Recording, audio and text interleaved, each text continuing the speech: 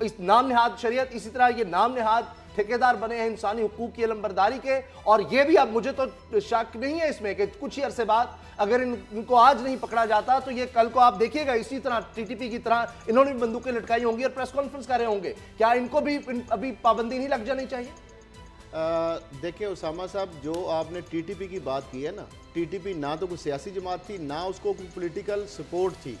बदकिस्मती से ये है ना इनको बल्कि सियासी सपोर्ट है, बल्कि ये असेंबली के अंदर इनके 2 लोग बैठे हुए हैं असेंबली के अंदर, आपकी जिसको सॉवरन इदारा कहते हैं, जिसको सुप्रीम कहते हैं इदारा, और वो लोग जो असेंबली के अंदर बैठे हैं वो इंस्टिगेट कर रहे हैं किस चीज़ के ऊपर?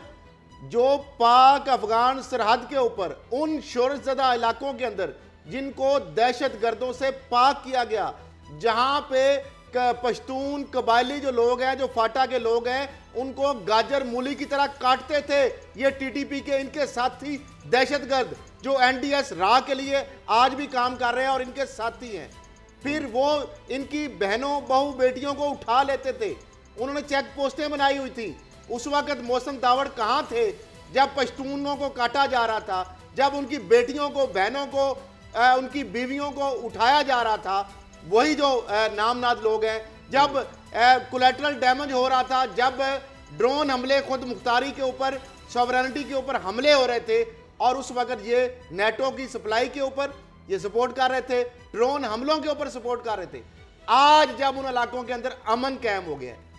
ऑपरेशन ज़रबे अरब अजब हुआ, रद्दुल फसाद हुआ, नेशनल एक्शन प्लान हुआ, नून लीग की हुकूमत में ये सारा आर्मी ने सब कुछ किया, लेकिन अब रिहेबिलिटेशन का अमल शुरू हो गया है। लेकिन इनके पेट में अब मरोड़ उठने शुरू हो गए हैं, क्योंकि इनका जो मंजन और चूरन जो है वो बिकना, इनको खौफ ज़दा हो गए हैं, इनको खदशा लाक हो गए, इनको खतरात लाक हो गए हैं कि इनके जो गैर मुल्की आका हैं, जो इनको फंडिंग देते हैं, जो इनको सपोर्ट देते हैं। आप देखें जब फाटा का मर्जर हो रहा था, फजलुर रहमान साहब को किस तरह टीसें उठ रही थी,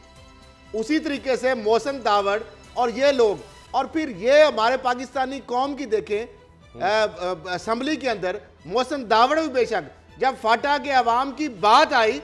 तो यूनानी मसली करारदाद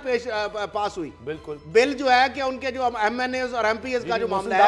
आप मुझे ये बताएं कि इसका मतलब है जो पाकिस्तान की पूरी 22 करोड़ अवाम, उस 10-12 1-2 जो एलिमेंट इस तरह के हैं, कुछ चंद गंदे अंडे, उनके अलावा पूरा पाकिस्तान, वो बलोची हो, वो पठान हो, वो पंजाबी हो, वो सराइकी हो, वो किसी उसका मजहब लासानियत, किसी भी ग्रोह से, किसी भी फिरके से, मकातबे फिक्र से उसका तल्लुक हो,